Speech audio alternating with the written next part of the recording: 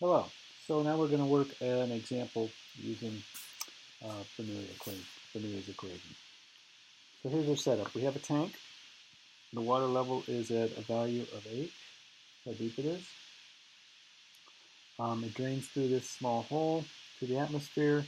We want to find the speed of the flow down here.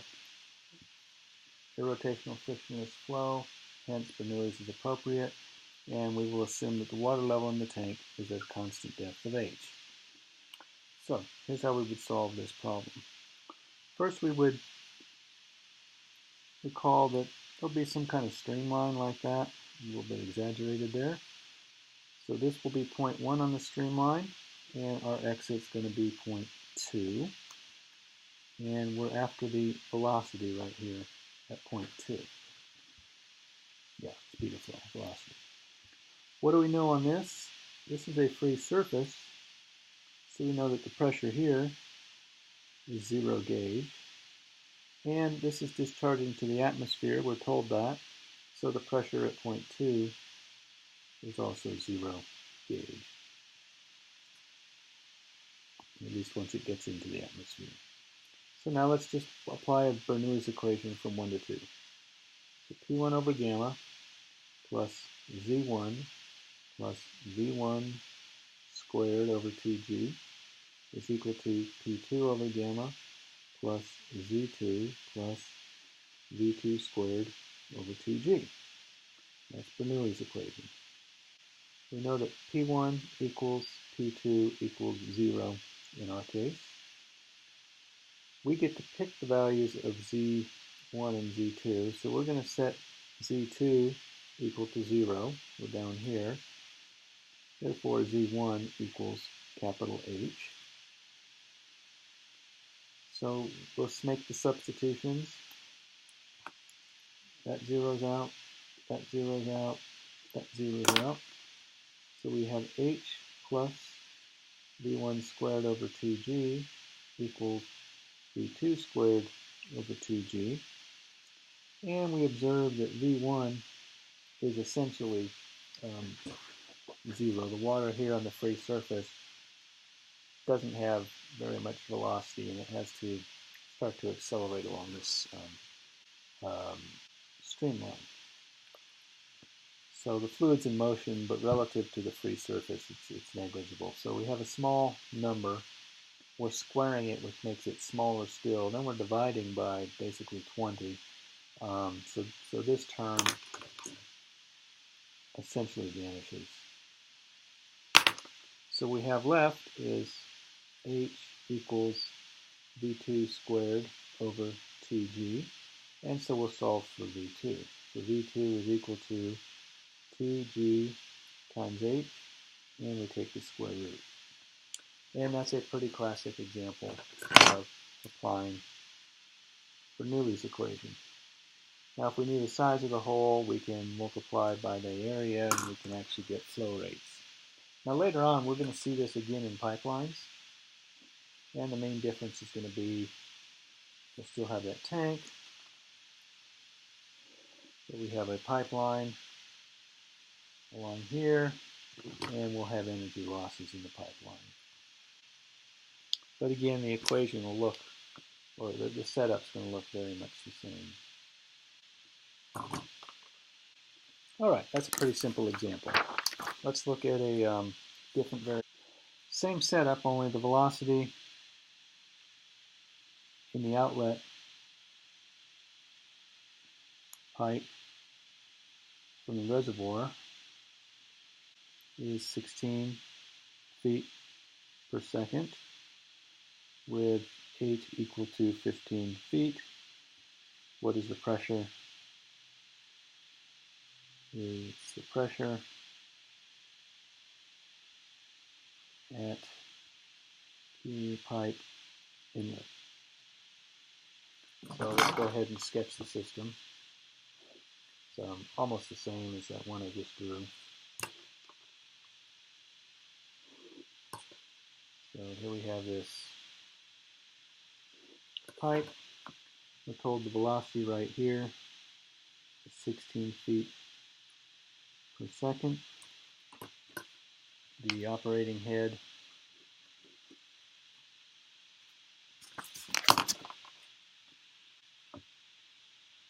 is 15 feet, and we want to know what is the pressure at point A. Here we're at the free surface gauge, so we know the P equals 0 gauge. And again, we just apply Bernoulli's equation, P1 over gamma plus Z1 plus V1 squared over 2G equals P2 over gamma plus Z2 plus V2 squared over 2G.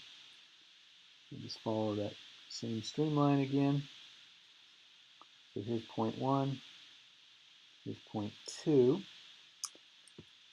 We know that P1 equals 0, so that guy vanishes. We'll set Z2 equal to 0 because we get to pick our datums, so that guy vanishes. You know that V1 is small, therefore V1 squared over 2G is essentially 0. So we can cancel that out. And what we have left are Z1 equals P2 over gamma plus V2 squared over 2G. We want to solve for P2. So we have Z1 minus V2 squared over 2G equals P2 over gamma, and we will multiply both sides by gamma, and that will give us the pressure. So now let's go ahead and just apply the arithmetic. So P2 equals 62.4 pounds per cubic foot,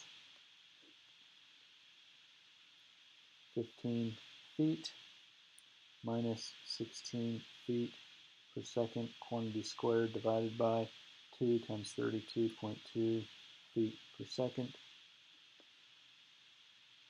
equals 687 pounds force per square foot. We'll convert that into pounds per square inch gauge.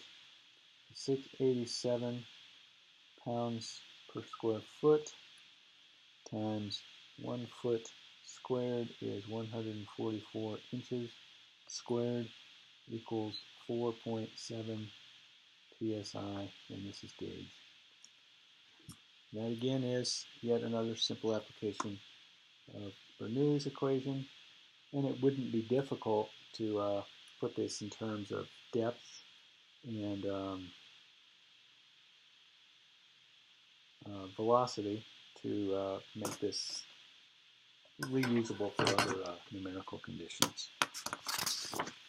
Okay, one last example. Interesting use of Bernoulli's equation.